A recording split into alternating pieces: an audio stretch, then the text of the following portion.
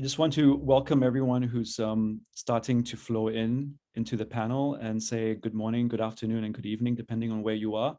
We will start the panel shortly. We're just allowing people to come in. And it's now where I am in Toronto. It's 10:05, 10:06. We'll begin in about 3-4 minutes. So feel free to grab that cup of coffee or tea, or if it's in the evening, a different kind of beverage, and we'll start very shortly.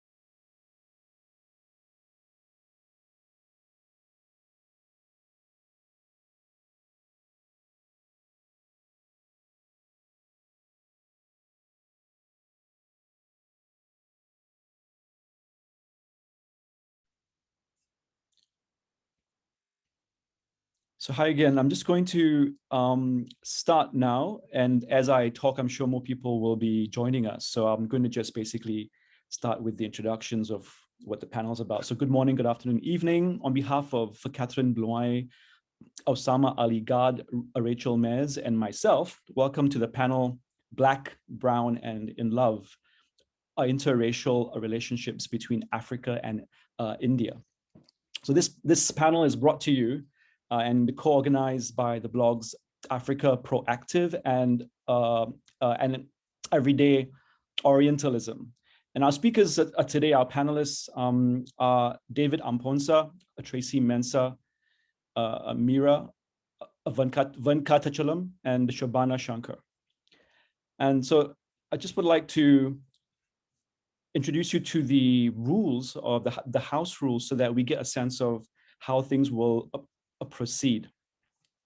So just to let you know that the microphones and the cameras will be turned off during the talk. So please feel free to stay and to listen and to ask questions in the Q&A chat, which is just below. If you need a live transcript, if you want to have what we're talking about as a live transcript in your screen, you can click on that option below.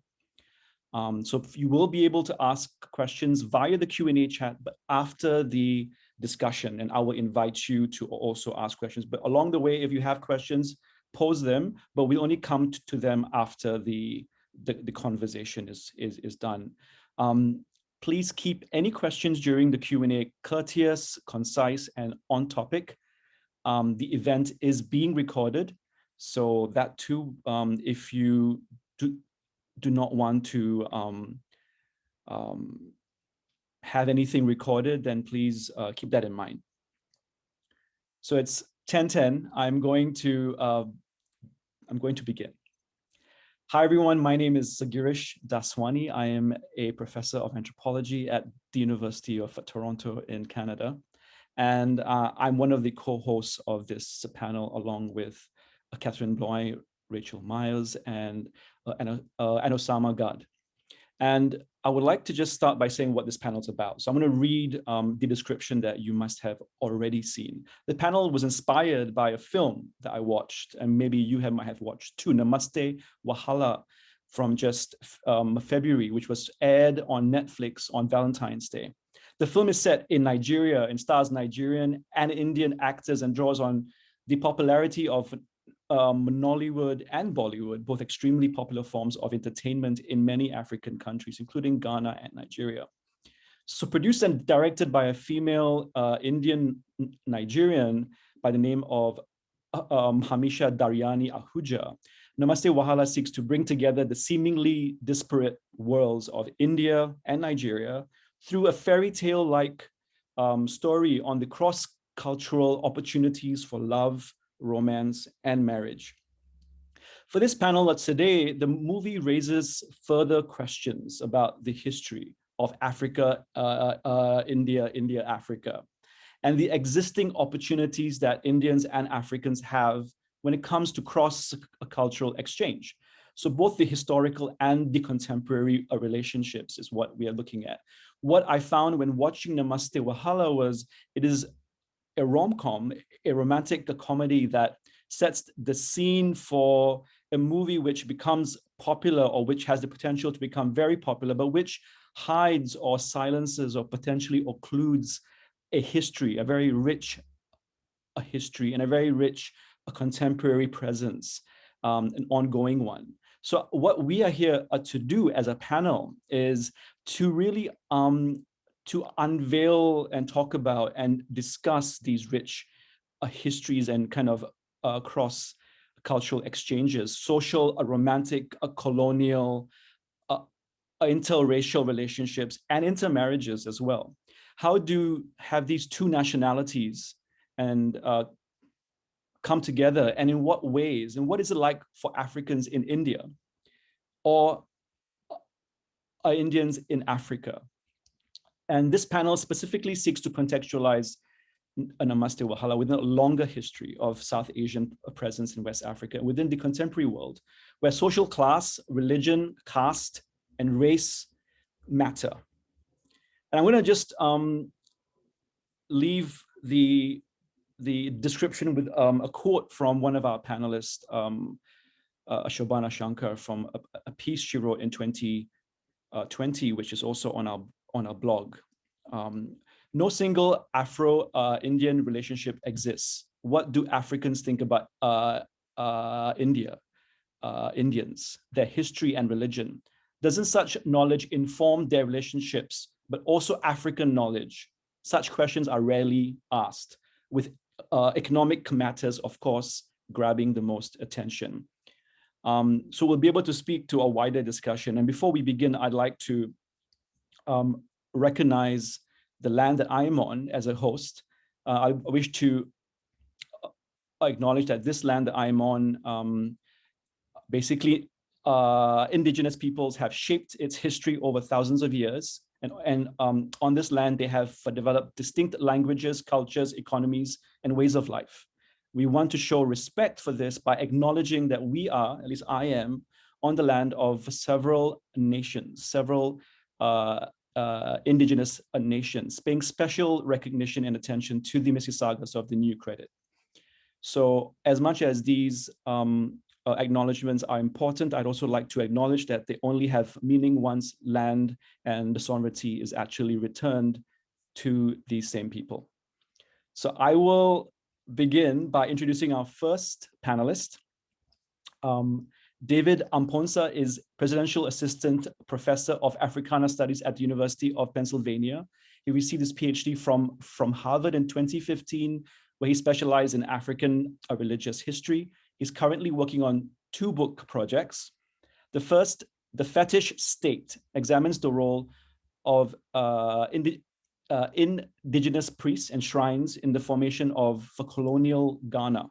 The second, Enchanted Geography, is a social and cultural history of how and why Ghanaians and Nigerians come to construct India as a reservoir for potent supernatural powers beginning in the early parts of the 20th century. His work has appeared in the Journal of Africana Religions and is forthcoming from the International Journal of African Historical Studies. Having said that, I'd like to welcome David to begin our conversation. Here you go, David. Thank you very much, Girish, and thank you for the invitation. Before I get started, let me also just mention that I have a 2-year-old in the background, so you might hear some noises coming from him. I think I want to start by giving some context in terms of African encounter with Indians, specifically West African. I'm referring to Nigerian and Ghanaians. So I want to give some context as to the ways in which Ghanaians and Nigerians came to construct or came to view Indians once they encountered them towards the end of the 19th century. So compared to the East African Indian Ocean complex, as well as Southern Africa, the West African encounter with India came rather late. Although West Africans had been introduced to Indian consumer goods from antiquity, the West African encounter with India took place towards the end of the 19th century. And these were mostly in the form of traders, Indian traders who settled on the West African coast, mostly Sindhi traders. And they came to West Africa in search of economic opportunities. From small in-home and door-to-door sales, they set up retail shops and wholesale shops on the coast of on the Gold Coast.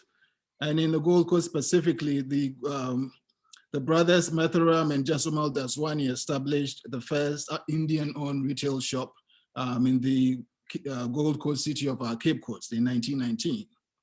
And subsequently, they also opened up other shops in places like Takoradi, Kumasi, and other Indian businessmen also joined them in opening up shops in places like Tema and Obuasi. So by the end of the First World War, you had a number of Indian-owned businesses that actually operated, were in operation in both Ghana, Gold Coast, and in Nigeria. So shortly thereafter, other Indian traders would follow, and by the end of the First World War, you had sort of a splattering of Indian businesses across the West African coast. Together with Lebanese-owned businesses, Indian-owned outlets such as Daswani Brothers, Chandirams, Boss Johns, Bombay Bazaar, Punjabi Brothers, and Glamour would come to dominate the market in household goods and appliances.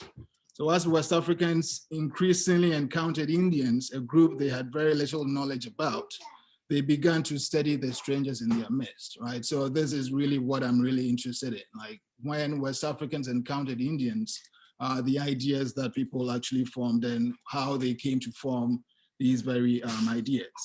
So from everyday shoppers who visited Indian-owned shops to the young men and women who worked as houseboys and housegirls in Indian homes, West Africans saw images, figurines, and statues of Hindu deities, smelled incenses, and observed other Hindu religious practices. For instance, in 1930, an Igbo woman working as a maid in an Indian home in Lagos, Nigeria, concluded that, quote, Indians come from the sea. This was after her Indian employers had told her, quote, the things that come from God must be returned to God, in response to her questioning why they were throwing fruits, flowers, and their child's hair follicles into the sea. The Igbo woman's statement drew on an indigenous epistemology that describes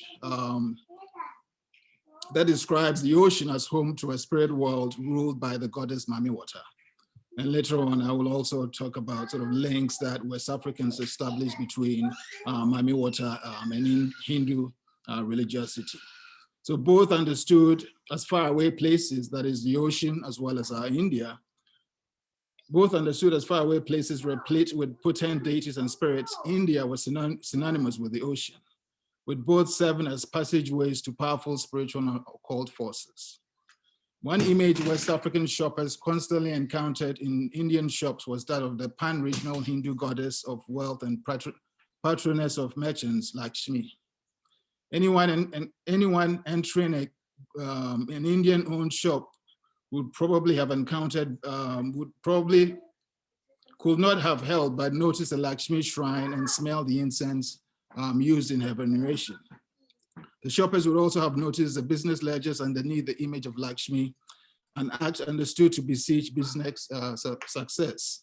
Rose Brew, a 93-year-old Fanti woman who lived in the coastal twin city of Sekondi Takoradi, pointed out that despite the strong and confusing smells at Market Circle, the sprawling market where she shopped for her large extended family household on Saturdays, one only had to follow the smell of incense from about 50 meters away to arrive at an Indian-owned shop. As a young woman in the early 1940s, she was first drawn to the Indian shops by the, quote, nice scent emanating from them, and once she entered, by the beautiful yet mysterious images of Lakshmi and other Hindu deities displayed throughout the shops. Like many of her contemporaries, Brew attributed the attraction of the Indian-owned shops to the mysteries of Indian religion, unquote. Similarly, the art historian Henry Drewell has noted that a Yoruba print vendor living in Ghana in the 1940s developed a friendly relationship with an Indian man who told him about Hindu religious images. The Yoruba man regarded this as being let in on a secret iconography and practices, divinities and the accoutrements of Hindu reverence. To him, the idea of mantra, the Hindu ritual of uttering or thinking a syllable, word, or verse in order to bring forth wisdom, spiritual consciousness, and spiritual protection was no different from West African indigenous religious rituals. As Indian merchants became successful and began to expand the operations in both Nigeria and in the Gold Coast, locals inferred that the rapid successes, considering their modest beginnings, could only be explained spiritually. To them, the shrines, images, and incense constituted the ritual accoutrements of spiritual power, or juju, the Indian merchants had employed to guarantee success. West Africans interpreted these Indian encounters through what the phenomenologist of religion, Jacob Olupa, now calls an indigenous hermeneutics that acknowledges the capacity of spirits to facilitate or hinder human endeavors. And so the point here is that West Africans, in observing Indians, both in their homes as well as in their businesses, concluded that the success of Indians in some ways was connected to their religiosity, right? Hinduism specifically here.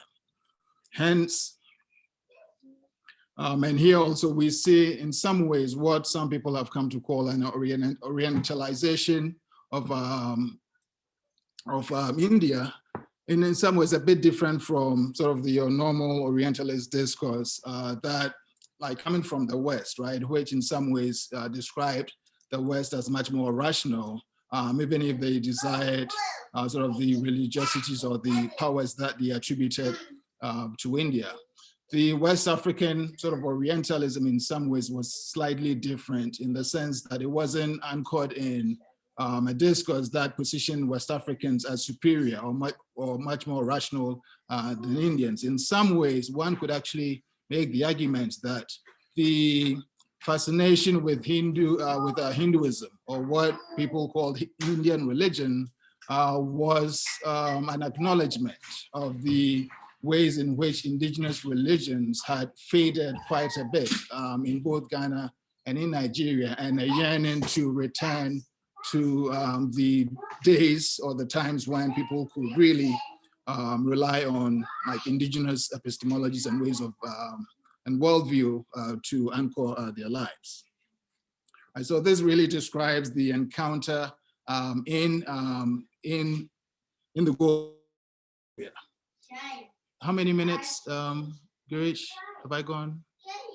If you can maybe wrap up in a couple of minutes, and then we can come back again. Okay, so I think I will end here in terms of the encounter in Ghana and in Nigeria. When I come back again, I will talk about African encounters with Indians in India, particularly looking at the role of soldiers who fought on behalf of the British Empire during the Second World War. Thank you very much, David. So the whole point is that you have to stay to listen to the next part of what the David wants to say, which sounds absolutely fascinating.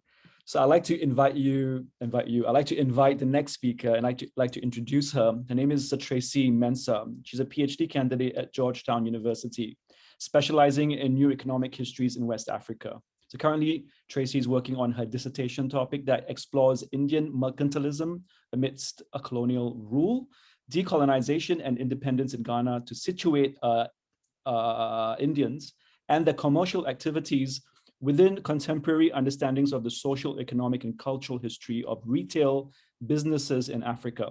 So Tracy does this mostly through an examination of Indian-owned department stores in the 20th century.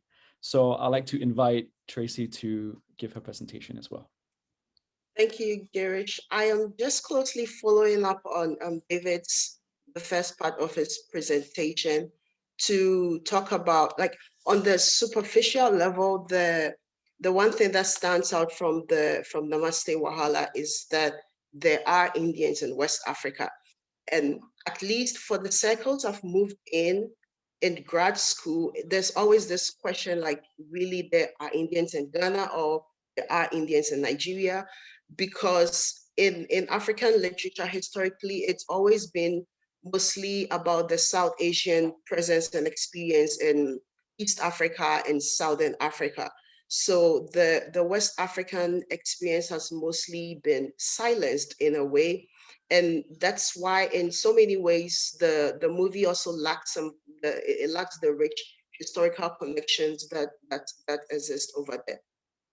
And it's very obvious that for East and Southern Africa, it's just because of the economic histories that connect the Indian Ocean and then the movement of people from the regions bordering that ocean that contributes majorly to South Asian historical experiences in places like Kenya and South Africa. In West Africa, comparatively, Indians are numerically small, but they've been an economically powerful, but also marginalized group. And this is what my research has mostly been about too.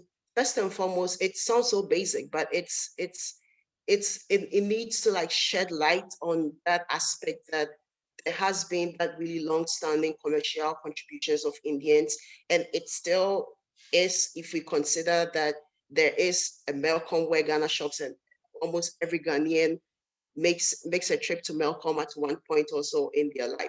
So I am looking at a new economic history which sort of inserts South Asians into the history of West Africa, and then also the history of global capitalism. And this all begins with the idea that some South Asians were not oblivious to the presence or to the role of West Africa amidst like global capitalism starting from the 16th century. So you have a lot of them moving from various regions on the subcontinent to what becomes different nations in post-colonial Africa at different points in time. And like David said, it came much later. We're looking at late 19th to mid 20th century. There were like different routes for respective families as to where they came. So some, I mean, you find a lot, focusing in Ghana, you find a lot settled now in Ghana, in Accra and Kumasi, but some of their local histories will reveal that they had moved from different countries in West Africa before finally settling at one currently. So I have interviewed one family where the father moved first from New Delhi to Liberia, and then they moved to Togo, and eventually they settled in Ghana, and they've been since the 70s. Whilst there've been other families too that settled, they moved directly from out of India, and then they just come into the Gold Coast. And for all this, for both these families and different routes of moving in, it was all due to the economic opportunities that were available to them. Some were coming in as shopkeepers, presumably for some British-owned firms scattered across the continent at the time, and some were also just coming in as traders in their own right because they could identify that unique economic niche that they could fill over there. And it sort of also speaks into the names they give to this trading firm. So at almost every point in time, there's this familiar aspect about it. There's this brothers and co, or this sons and co that you have. So Punjabi brothers, for example, and Wasiama brothers, Hariam brothers, K. Chelaram and sons. They always have this familiar aspect to them, which for in the East African literature, it's been suggested that that could be one of the reasons why they could sustain all their businesses over that period in time. I'll move into that later on. So, I mean, for everyone who's read Derish's recent blog, he talks about the Bombay Bazaar. And in addition to that, between from the 1920s all the way into the 1930s and the 1940s, you have so many Indian-owned stores springing up from right from the capital going into different commercial spots within the Gold Coast colony. And to the extent that in 1939, the first ever Indian Merchants Association in West Africa was formed to represent all these Indian trading firms, as well as represent their interests.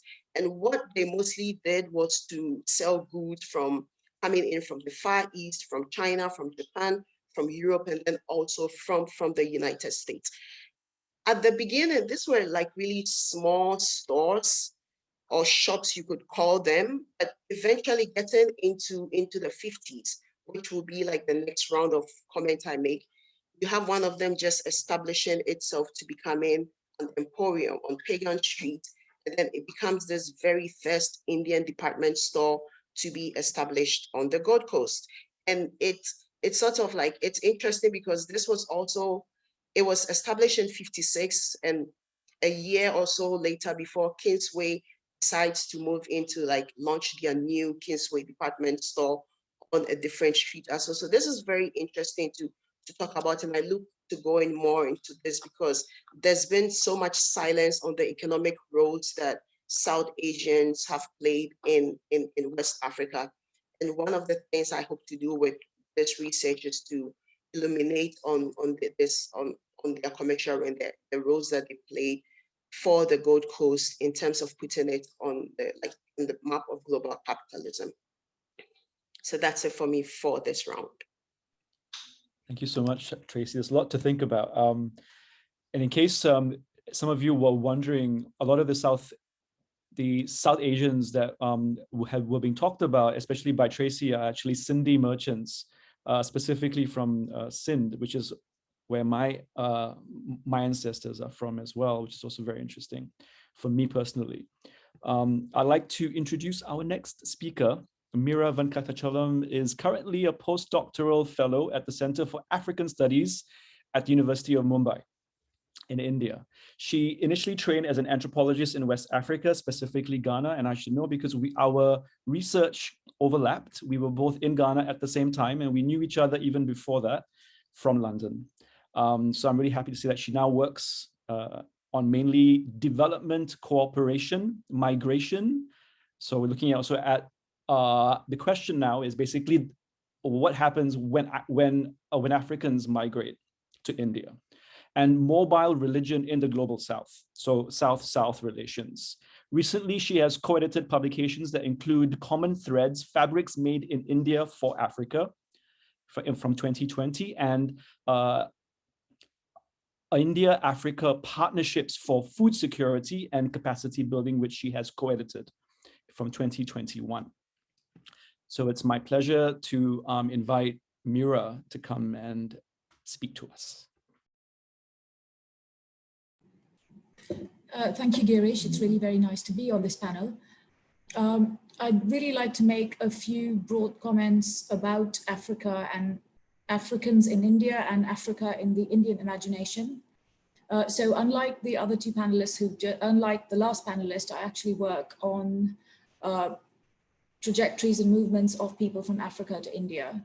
And I also work not just on the contemporary period, but also the historical period to start with, so to kind of ground what we're trying to say.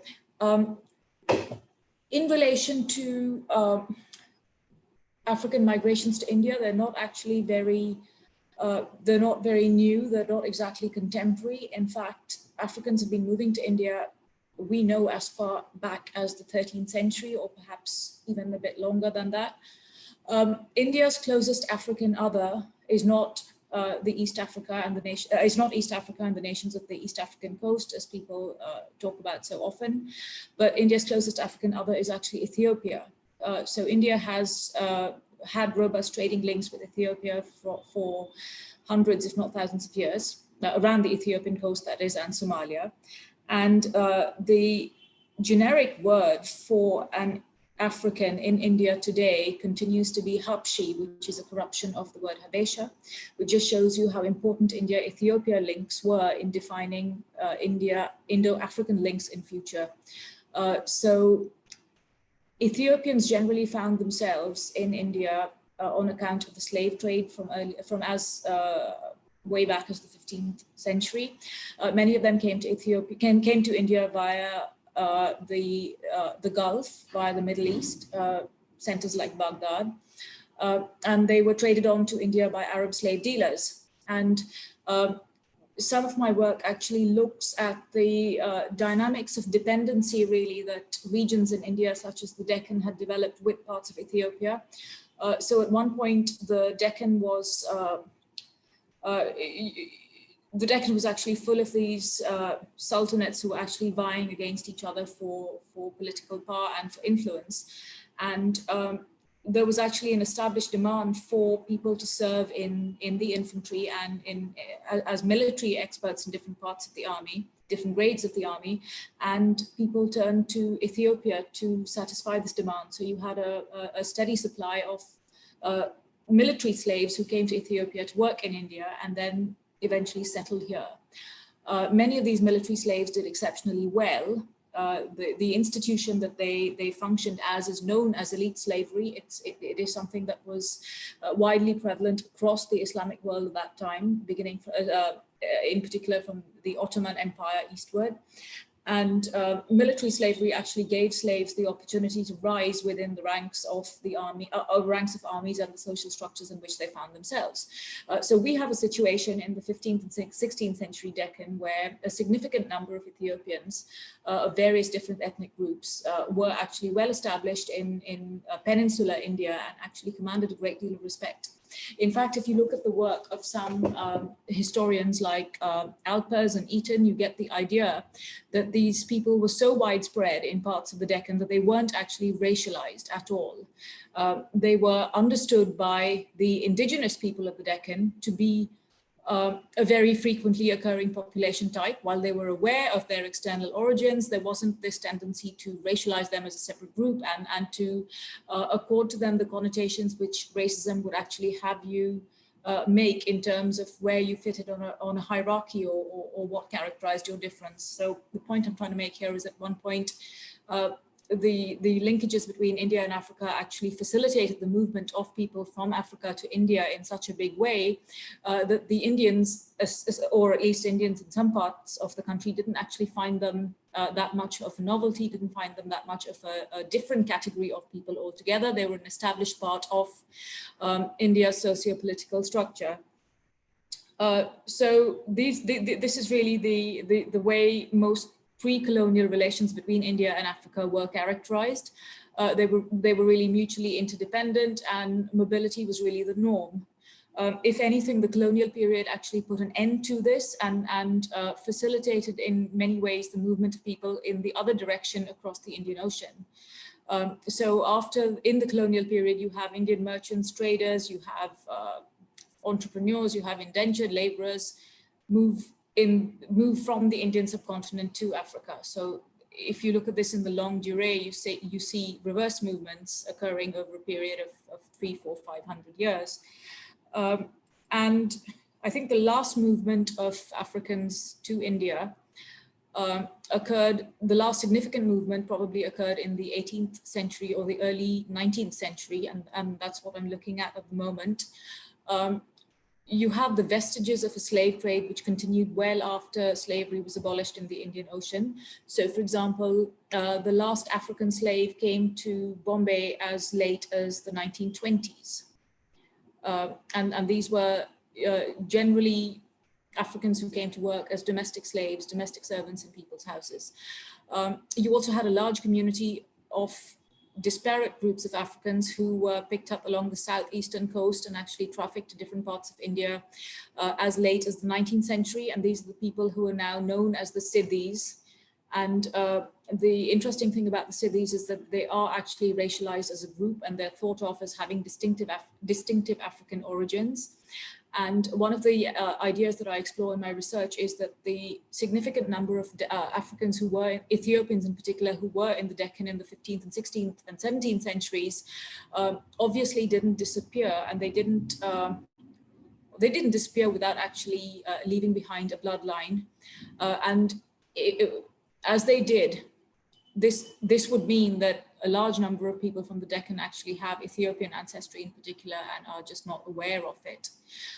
So really the dynamics of racialization, of amnesia as well, played out in a very different way in relation to that period, whereas the Siddhis, who are the descendants of people who came here in the 19th century and who function very much within the dynamics and the social environment of colonial racism, were unable to actually intermingle, if you like, into Indian society in the same way that Ethiopians did from the 15th to the 17th centuries. So once you have ideas of colonial racism actually floating around, communities and castes, as we recognize them in the anthropological literature of South Asia, become well established, and mobility in and out of that descent group becomes rather difficult. So these are some of the things I'm working on Afro-Asian relations in the longue durée as well as recently. The other movement of Africans to India has been in the last 20 or 30 years. And this is interestingly largely a movement of West Africans, in particular Nigerians, to India. Many of them have come as students and have settled down. Many of them come as individual entrepreneurs and mainly establish thriving links with Indian firms, basically trading things like cosmetics, jewelry, textiles in particular, back to Nigeria with the help of Indian partners. So at the moment, we have a very well-established landscape of these exchanges, which happen under the aegis of educational institutions and commercial ones. So some of my research is really looking into the dynamics of that and how and why people eventually settle here, and basically how they're able to navigate their lives, their cultural lives, as well as their businesses, really, their livelihoods. I think what was really interesting in the context of the movie Namaste Wahala, yes, of course, Afro-Indian relations are, they're not unheard of at this moment in time here, especially in a place like Bombay, because there are a significant number of Africans here. Yes, they are taboo, and I would say that mixed race couples probably have a very difficult time navigating their choices and defending what they're actually doing.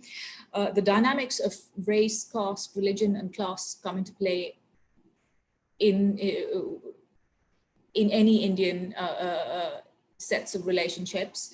And I think marriage is not any different from this. And I think the film in a way fell short by not actually exploring some of these issues.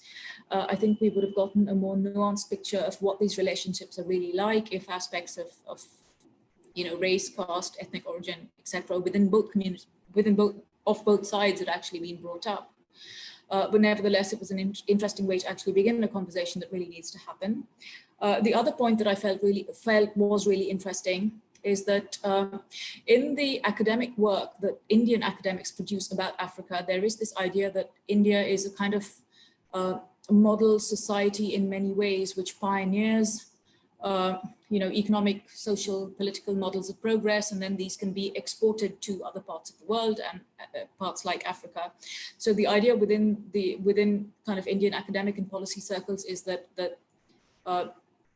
India teaches other countries, other peoples, etc.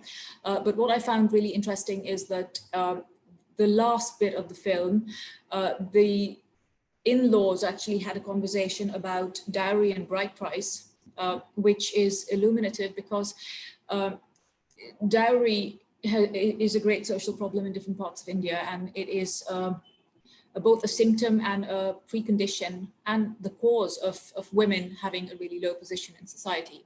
Whereas bride price is actually just the opposite. It's essentially placing really high value on the woman.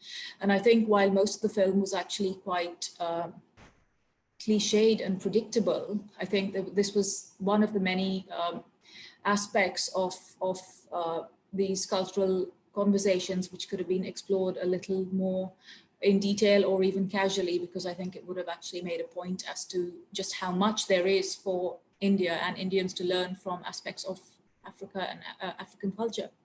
Thank you.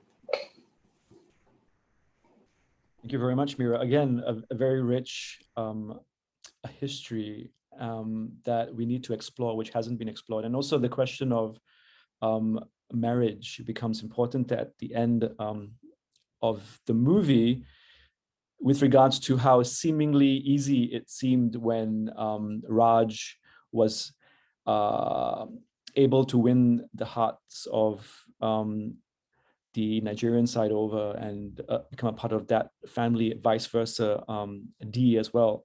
And again, this strikes me as being slightly fairy tale-like because of my own personal experiences of having seen how difficult these interracial relationships are, and how families, even though they say they share so much in common, like in terms of what they call values, that gets used a lot, the idea of sharing common values, Africans, South Asians, we are very similar. But when it comes to a question of having children, reproducing, that's when things get a bit uncomfortable. So I'm just putting it out there because that is also has been the experience that I have seen or I have found in my own family.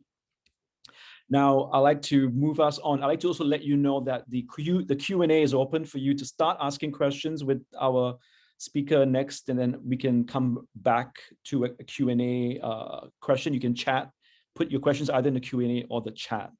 My next panelist speaker, I would like to introduce her as well. Her name is Shabana Shankar. She works, her work focuses on cultural history and politics in West Africa and Africa-Indian encounters. She's finishing a book called An Uneasy Embrace, Africa, India, and the Spectre of Race. That'll come out in 2021 by Hearst, that examines how Africans and Indians have attempted to understand and negotiate their complicated relationships in spheres like religion, science, in education, where post-colonial peoples have sought autonomy from a Euro-American power. She's also the author or co-editor as well of 3 books, A Religion on the Move, New Dynamics of a Religious Expansion in Globalizing World with Afe Adugawe, Who Shall Enter Paradise, Christian Origins in Muslim Northern Nigeria from 1890 to 1975, which is from Ohio Press, 2014, and Transforming Religious Landscapes in Africa, the Sudan Interior Mission, Past and Present from 2018. And her most recent publication that focuses on Ghanaian Hinduism and the African Indian experience of racial intimacy can also be found on our blog if you go and look. So I'll leave it at that and I'll ask Shabana to join us, please. Thank you, Girish. Thank you so much for inviting me, and I'm really pleased to be here with co-presenters because a lot of what everyone has been saying, all 3 speakers have been saying, is exactly in line with the sorts of things that I would have said. I want to say also that focusing on cultural entanglements, looking at different time scales of the relationship between Africans and Indians, longue durée, colonial era, which tends to be really the focus, and the late colonial, post-colonial era, and into the contemporary period where we see, if we look at this long sweep, a lot of very dynamic changes. So I just want to emphasize a couple of things in that I came to choosing, moving to this topic. I mean, I studied Indian Ocean history as a graduate student, but when I was doing research in Nigeria, I came across Punjabi missionaries, Muslim missionaries who had come to West Africa, to Nigeria and Gold Coast. And this really, to me, Gold Coast in Nigeria in the 1920s. But the whole notion that, sorry, it says my internet is unstable, sorry. The whole notion that business is the only venture that brings Indians to the continent of Africa seemed thrown out with looking at something like a missionary movement that started even in the colonial period. So I've also in my work tried to emphasize cultural intellectual interconnections, and I'm particularly interested in also how Black thinkers in the broader Atlantic world, West Africa and the Black Atlantic, have influenced African Indian thinkers and epistemologies. One of the themes that I emphasize, race, is interesting and difficult, because when you pick up any work on race or attempt to do race outside of the non-West, or between people who are not European or white or descended from Europeans, one response will automatically be, well, race is an American concept or a European concept imposed upon other peoples. And in my work, I push against this in saying that Indians and Africans are makers of race and construct racial ideas as well, as much as they've been victims of racism and racialization. So in my work, I try to look at ideas and practices of in the interaction between Africans and Indians, particularly West Africans and Indians, to sort of parse out and separate what are racial ideas, but what are also other ideas about difference. So caste, gender, sexuality, beauty, aesthetics, and which is something that I think is very exciting about some of the newer work that everybody on this panel is doing. And also different ideas about class and education and occupation. I'm very glad that Mira mentioned, so many Africans in India are students, and this intellectual connection between Africa and India really gets lost in a lot of the scholarship, that there is a thriving, as post-colonial peoples and once colonized peoples, and peoples who are deeply engaged with epistemology, ways of knowing the world, rewriting also Eurocentric curricula and the way we learn, I think this engagement really needs to be brought out. I'm just going to also, in addition to in West Africa, I just wanted to introduce, and I'm glad Mira also brought up Ethiopia, also Senegal. Senegal and India had a special relationship that was really, I trace it in two ways. There was one relationship cultivated by Senghor with, in a formal way, with Indira Gandhi in the early 1970s, late 1960s, early 1970s, in this intellectual exchange between the University of Dakar, which is today Sheikh Anta Diop University, and Annamalai University near Pondicherry or Puducherry, that was specifically looking at African Indian ancient historical connections, archaeological, linguistic, and in these ancient connections, geography, botany, race, origins, racial origins, there was this idea of Afrocentrism, that the questions about ancient Egypt being a sort of mother to both many cultures, both in Asia and in Africa, but also Senghor had refined an idea about India as, or a certain part of India or certain time of India being Dravidian. And so I think this also gets into a lot of questions about race, Aryan, Dravidian constructs. We have to emphasize that those were linguistic categories that became racialized. That Senghor and Senegalese were very sophisticated, developed a very sophisticated understanding. But there's a second level of popular cultural engagement where clubs, Indophilie clubs, dance clubs, and film clubs arose in suburbs of Dakar and other cities in working class neighborhoods where Senegalese would go to films and dress up as Bollywood film characters and perform. And then this became a very crucial part. This merged into beauty contests and media,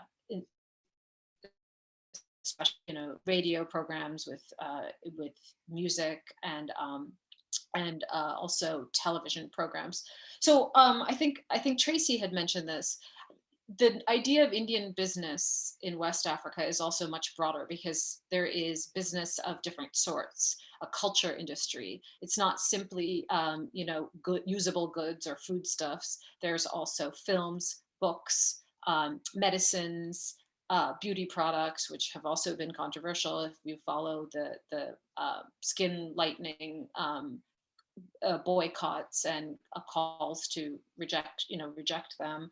So I'm interested in this economy being also very gendered, and this is where I think West scholarship and activities like filmmaking in West Africa really also bring gender and sexuality into a conversation that Indian Ocean scholarship actually doesn't do in the same way. I think you can find some of this kind of work related to South Africa, but not West Africa, India connections. So just a couple of other points that I wanted to just touch on the film a little bit, because I agree with Mira that the end had an opening, but then a door closing about the complexity of what marriage actually means and how it is contracted, and why, I mean, really the substance of why the parents would have opposition. And I think that, one of the very common observations I heard of from Africans who had lived in India and studied in India is that and even historically, so say Senegalese who had gone to India in the 1970s, they would say the position of women in India is far worse than the position of women in West Africa. And this led to a broader critique that Indians are much more traditional than West Africans are, that West Africans represent a kind of modernity to India's traditionalism, if you look particularly at the lens of how marriages are contracted, and the position of women. So I do think the gendered aspect of these relationships is really important, because it's not just pointing out differences, but also a cultural critique. It forms the basis of a kind of humanism, a critical humanism, which is why I think bringing in the intellectual aspect of African and Indian relationships into how these peoples who have lived together and have formed their ideas about themselves through each other reveals ideas, very strong ideas, and moral critiques is I suppose the point I want to make. The last thing I would say about the film is that I was really struck by the fact that the class, the higher class status of both of these families had to be emphasized and had to be the point at which they could be married. You did not have a cross-class relationship. In other words, a poor woman, and a wealthier man, or vice versa, but that they both were very accomplished and were seeking the same things in life. That modern love meant material comfort. And that was, again, also something that I think the parents eventually could agree on, was that Didi was so accomplished, and that's, she's this paragon of the modern woman. And so there was very gratuitous Coke placements. And of course, at the end, I saw that Coke was one of the sponsors of the film. So I felt like, and Mira has worked a lot on this too, it's a neoliberal relationship in which Africans and Indians are now, creating this supposed romance, right? The new romance of Africa and India is this neoliberal one, or at least in this imaging. And it really reminded me of how far we've come from the rhetoric of Afro-Asian solidarity, which was, even if it rang hollow in certain ways, I don't think this sort of crass materialism was the nature of that solidarity. So I'll leave it at that. I mean, I don't think Nkrumah or Nehru would have foreseen this as what should be the outcome of Afro-Asian solidarity. Thank you very much, Shabana. I mean, if you go back to the Bandung conference, which was when basically the African states and the Asian states were trying to figure out a way to think through post-colonial and colonial relationships. And there was hope then, and now we seem to be stuck in a very different kind of neoliberal relationship that is built around certain kind of expectations and shared values, but a very different kind of shared values that's linked to the market. And thank you again. This has been a wonderful set of ways to begin asking more questions. I'm aware of the time. I'm aware we have a few questions. So what I'd like to do for the next half an hour is I'd like to ask all our panelists to take maybe a few more minutes to come back with anything they want to add. If they see anything in the Q&A that they'd like to respond to as well, please feel free to respond to that. And I'd like to come back at the end with more questions and more of a vibrant discussion as well. So I'll pass it on to David. I think I'd like to kick off with some of the points that Shabana made about South-South solidarity, sort of the narrative that has really shaped Africa-India relations in the past, right? And also point to Isabel Hofmeyr and Antoinette Betten's own attempts to sort of like trouble this particular narrative by pointing to tensions that exist within African Indian relations. And in the movie, right, we see some of these tensions at play, cultural tensions, but again, to the point that Shabana made, we see privileged individuals, right, privileged families, and in some ways, that privilege is what allows them to be able to eventually go ahead and get hitched. In my interviews with Indian, like Ghanaians or families in Ghana, I've seen a similar dynamic at play as well, where some of the much more prominent Indian families, in cases where they've married Ghanaians, they've usually been to like Indian Ghanaian men marrying Ghanaian women from wealthy families. And in certain instances, actually, some of them met while they were studying abroad. I think one prominent case is the Godwin Nankani, who met Helen Frimpong when they were both at Harvard and eventually got married, right? So this dynamic, again, in some ways, allows people to be able to go through with these marriages. But I also want to point to the history of African soldiers in India, right? Again, pointing to some of the, like, questioning the narrative about solidarity. So when the British Empire sent close to 60,000 Nigerians and Gold Coast soldiers to fight on their behalf in Burma, they camped in India. So they were actually camped in a number of our Indian villages for about 4 months. They interacted with locals. They will visit Indian Hindu shrines, for instance, or Hindu temples to seek for protection. So traditionally, or in the like pre-colonial and even colonial setups, people will usually fortify themselves spiritually before they embarked on any warfare.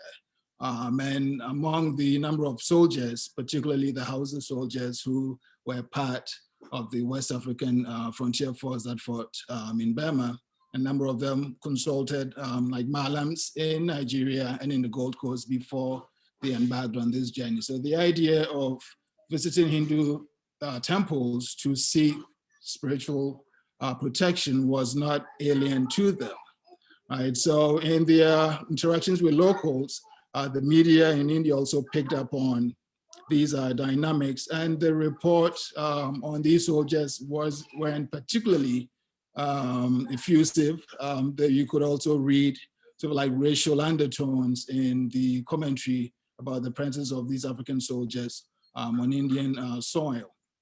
And also in their own interactions with Indians, they picked up on aspects of Indian culture, Indian religion. Some of them would actually return home to Ghana and Nigeria with various stories about their life in India and how Indian or Hindu deities or goddesses had actually helped them to return home. So while between 1939 and 1945, the British, for instance, will go around, will send these like mobile cinemas as well as through the radio broadcasting sort of events of the war to locals in both the Gold Coast and in Ghana. And the image that people formed of the war was something that was quite violent with a lot of casualties. And in many ways, it was viewed as miraculous for people's family members to actually return home, right? And so for those who did, they told stories about how they had been protected by Hindu goddesses, by Hindu deities. And one in particular, in Kwapimlate, one of the returnees set up a shrine for Shiva, which is now defunct, but he set up a shrine for Shiva because he saw his own coming back home as he saw his own coming back home in some ways as connected to the protection that Shiva had accorded him. So the soldiers also brought, or the stories they brought and the stories they told reinforced some of the earlier narratives, earlier ideas that Nigerians and Ghanaians had formed about Indians, particularly during the very first phase of West African Indian encounters through the activities of our traders, right? So I also point to the ways in which these soldiers contributed to this very narrative of India and Indians as this, India as a sort of a place that is filled with powerful deities and powerful entities. So I also quickly go on, Tracy. Yeah. So I just quickly want to go on to say that one thing I noticed in the movie was how Raj was like just plain called Oyibo, which is the Nigerian term for like any white person, and it's the Ghanaian equivalence of Obroni. And the long-standing history of Indian commercial presence in the Gold Coast has at some point been punctuated by the intersection of commerce, race relations, and belongings. And it fits a bit into what Shabana was saying earlier on about race. And it also sort of answers a question as to like, what has been the Indian commercial experience in Africa? So, and that it resonated with me because in one of my field research, I had talked to an interlocutor and had asked why Indian and Lebanese owned shop had been attacked during the 48 riots and ransacking of shops across commercial towns. And what he said in quotes was, we broke into any store owned by a foreigner, irrespective of their nationality. After all, every white is a European, unquote. And it stood out to me so much how using, as a Ghanaian, I totally understand and I can relate to how using the term Obroni flattens identities. It's because you clearly cannot say that the Indian is white. There is a certain that it is wrong to say it's more complicated than just putting them together and calling them Obroni. But in this instance, in 1948, that categorizations of Indians as Obroni was what blurred the line between A and other European-owned stores like the British UAC and the Swiss UTCs and co. And it's fascinating because the colonial records did not regard Indians as same as them. They also were very different from other European businesses. And in this case, but for the African, for the Ghanaian, the Gold Coaster at the time, that was not. And this is how they get implicated in the 48 riots, which for most of the firms, it causes a huge blow to them that some couldn't recover from the loss that comes with that. And fast forward to post-colonial period, this same issue also comes up in a way where with the Aliens Compliance Order and the Ghana Business Promotion Act, which again sort of target anti-Ghanaian businesses. And in all of this, the issue over here is the fact that there is some economic challenges going on. And for an economic group, as I am viewing this Indians, there was no way that they could avoid the challenges that were coming as a result, by virtue of the position they occupied within the colony and then going into independent Ghana. But that notwithstanding, you have like a couple of them. And this is why glamour stands out to me a lot, because I sort of see it going through all these phases from 48 and then even trying to survive the Compliance Order, the Business Promotion Act, even though they really struggled, but they still put through and it's sort of metamorphosis, although that is also up for debate, into what Malcolm is now. So that has, there's been that notion that there's been the notion that non-Ghanaian businesses have had it very easy on the economic landscape, which is why they survived. But looking through the case study of like this Indian businesses in Glamour, for example, I can just like put it across that it always hasn't been that easy, and there's been that intersection of race, commerce, and then also how do you call it, business in one way or the other. Thank you, Tracy. I'm looking at the time as well, and I know we have very little time. I want to get to the questions, so if I could ask Mira and Shabana to maybe keep it to 2 minutes each, and then we'll go to the questions. With a quote before we go on, Denzel Washington says in Mississippi Masala from 1991 by Mira Nair, he says that, you know, to, I think, one of the South Asian actors, that we are, you know, there's not a lot of a difference between my shade of black and your shade of black, right? There's and that's the truth. But the question is then, what makes it so difficult for you to accept that, you know, your daughter and me want to be together? So I'll just put it out. Like, I just saw it for the first time a few days ago. Mira, would you want to just respond to anything?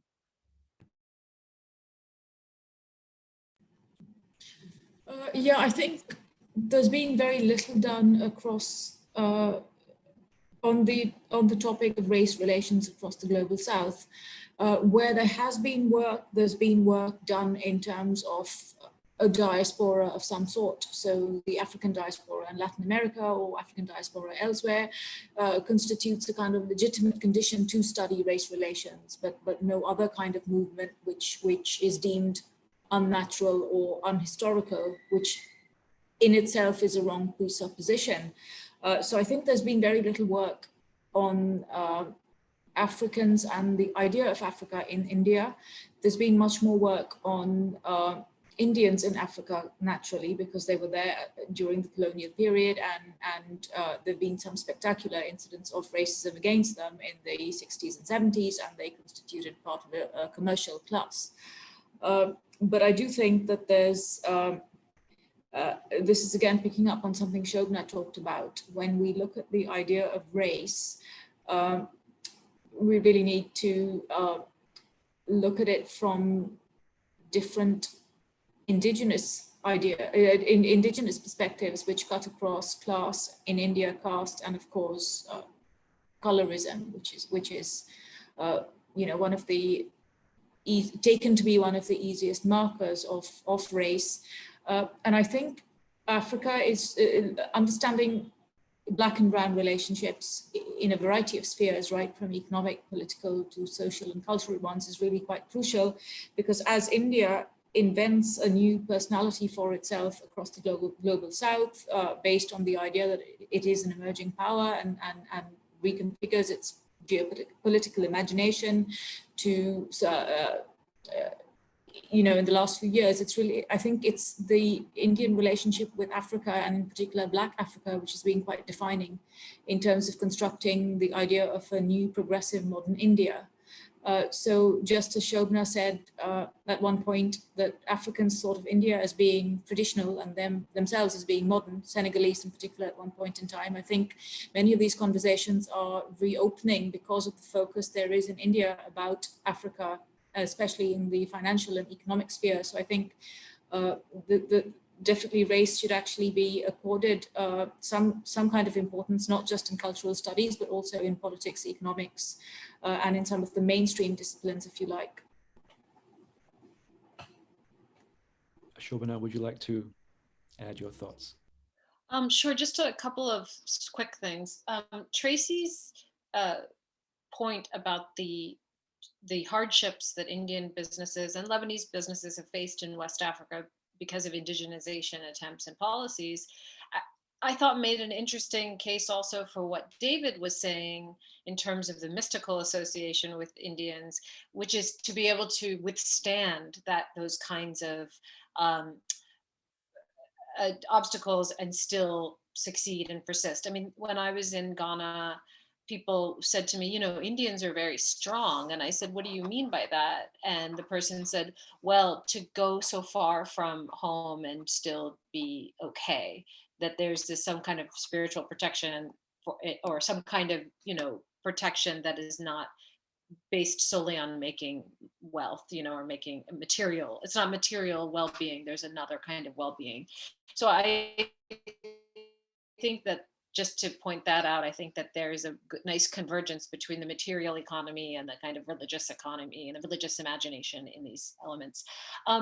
Someone asked a very interesting question. Kweku asked a very interesting question in the Q&A that I just wanted to touch on. The question was about any interactions in the in architecture, in the landscape, in the urban landscape. And I just wanted to mention that the Afro-Brazilians who came, you know, in waves, or were all, some of them didn't come directly from Brazil to West Africa, in a diaspora back to West Africa, actually had worked with Indian builders.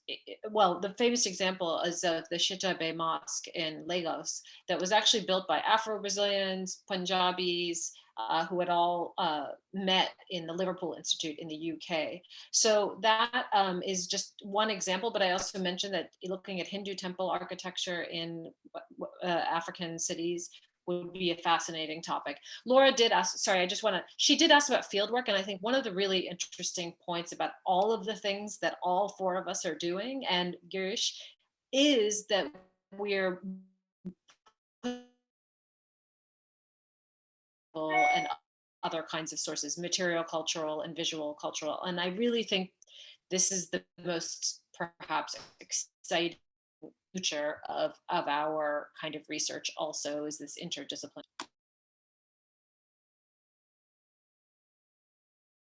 Thank you so much. I mean, Shabana, you did cut off a little bit towards the end. So what was exciting about it got a bit lost in the, do you want to just that we're leaving the colonial archives, and, you know, the ethnographic and visual cultural and material cultural work that we're doing is really showing the narrowness of the reliance on colonial archives, but also written documents in general that are produced sort of from on high, that reflect the economic calculation, for example. I think doing this cultural work, it really requires this interdisciplinary, you know, in conversation with each other. So look at the contrast between the high discourse and the everyday discourse.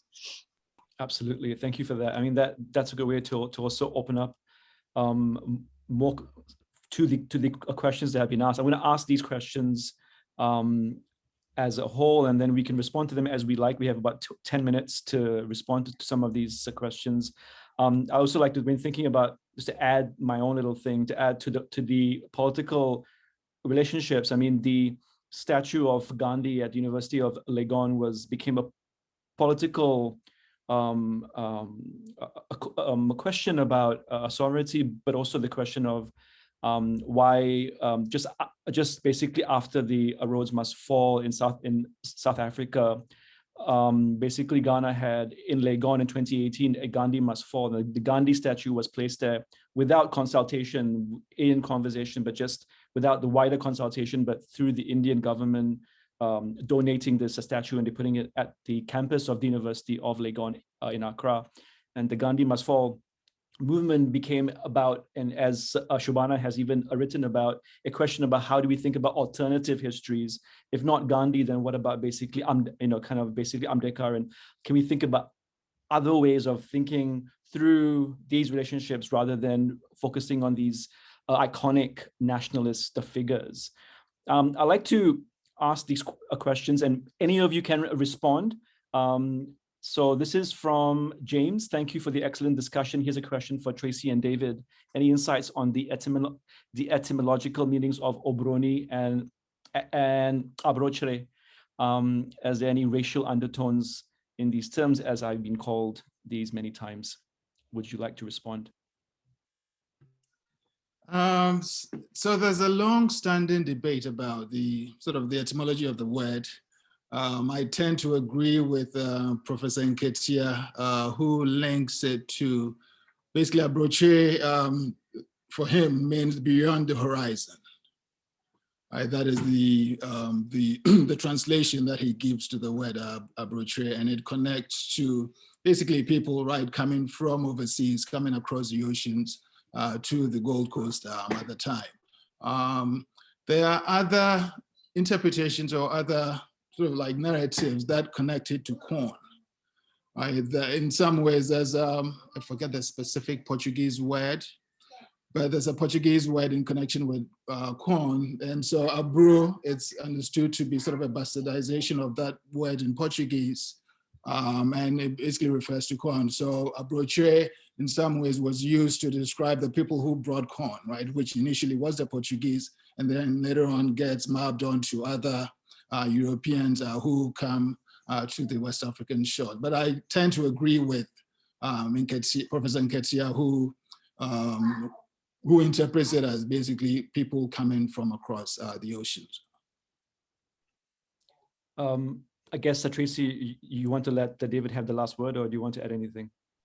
Yeah, and I mean, this is personal, but most of the time when people tend to use Obroni, it's personal. A lot of people find it offensive and some don't find it offensive, because, and that's why I just say it's personal. It depends on the context in which they are using.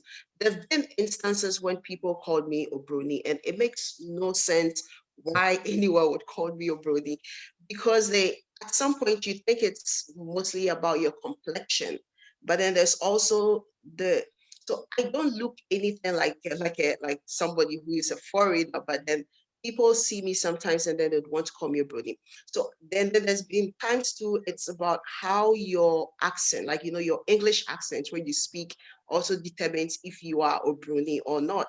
And then there's also this idea that it's clearly obvious that you could be of a mixed identity of a sort. So I really there's no definite answer as to whether it has a racial undertone, because some of them even use it without realizing that it's offensive to those they are addressing. So it's entirely up to you how you take it and how you feel about it. Yeah, well, I mean, I think as long as you're a foreigner, That's so right. even if you're from Ghana, you'll be called that. Right. I've got a question I'm going to ask. I'm going to ask all of you to respond to it, because we have the last maybe several minutes. It's from Husseina Dinani, who's a colleague of mine. Thank you to all the presenters for the rich comments. My question is on the figure of the Indian woman in Africa, who has largely been understudied, and when she arises, she does so in a predominantly bifurcated way. And I completely agree, because even in my blog post, if you read it, it's all men. Partly because I could not really speak to my grandmother in Ghana because she spoke only Sindhi and I don't speak Sindhi. And these women, it's interesting, but their interactions with the African continent was through their own community or through mainly their spouses, their husbands, their children. As a victim of familial and cultural policing, or as a deviant. I wonder if any of the panelists can further expand on this particular historical actor. I think this is a good way to kind of like round up this conversation. Would anyone like to go first? I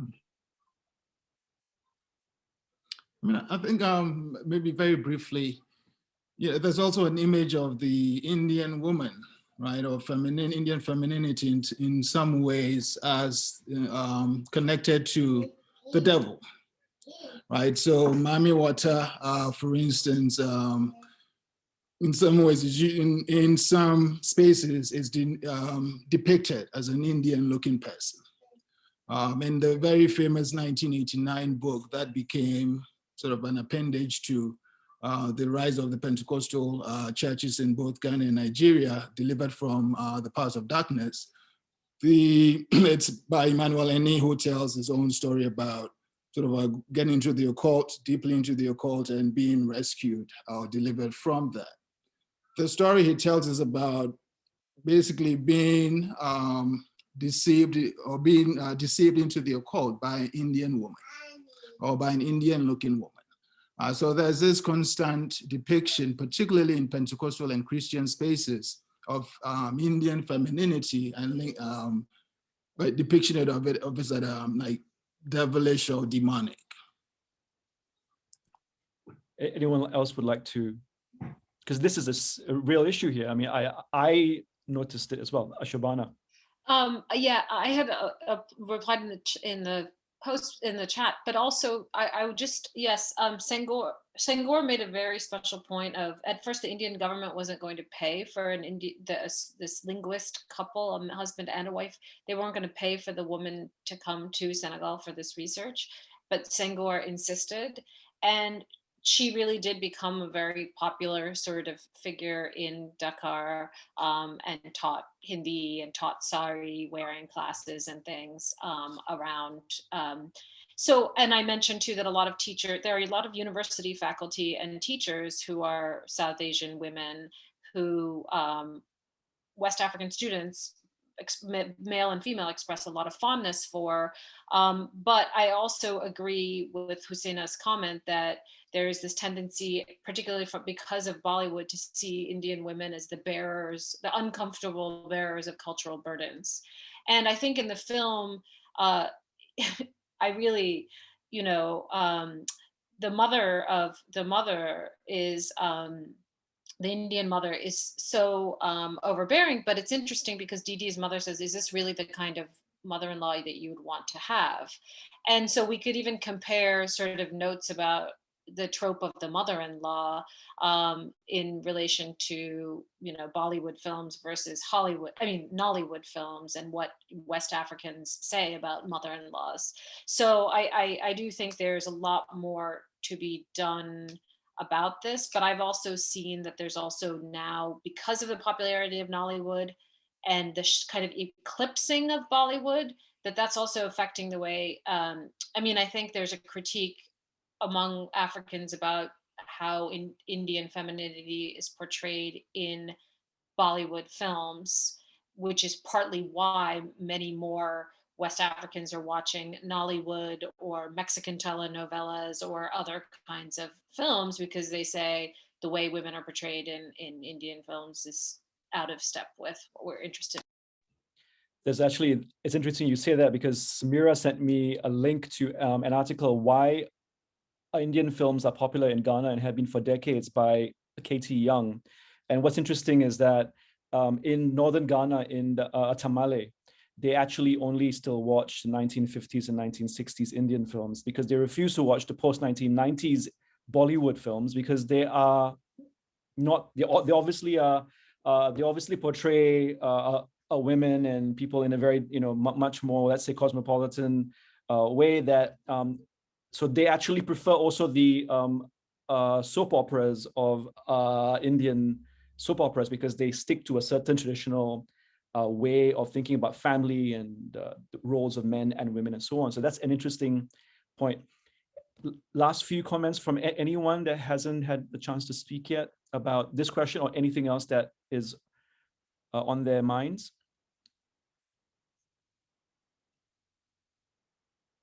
No? Okay, I would really, I just want to say, there's also a lot of, like Tracy has said, BBC documentaries of real life Indian African couples. There's also this website called Blindian, that if you want to go and take a look, it actually speaks to the question of, or the lack of information and knowledge and support of actually Black African or Black African American and South Asian couples.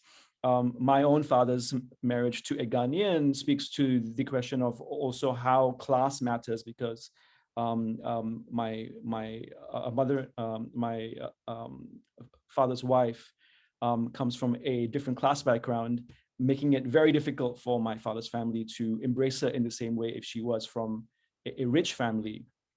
And so all these questions mattered. Also, how do these conversations continue through the fact that they don't get discussed as much in a film like, let's say, Namaste Wahala. And I think what we've done today, and I want to thank all my panelists today for a wonderful, rich historical and cultural discussion, and a political one as well, as to how we can think about the intersections that get not talked about or left out in these kinds of simplistic, while very funny movies that we can continue to watch, but also learn to question. I would like to just say thank you again. It's 11:30, and basically we have one more panel in a few weeks on the question of the queer movement in Ghana that we will be advertising in a short while. But if any of you, please feel free, if you have the ability to, I think you can't turn on your mics, but if you want to thank, I will thank the panel on your behalf. Thank you so much, all of you, to Tracy, Shabana, Mira, and David, and to the hosts, my co-hosts from the web blog post, Everyday Orientalism, for co-hosting this as well. Thank you all, and keep the conversation going and keep looking at what's happening with these conversations. Thank you so much. I'll see you all very soon. Bye.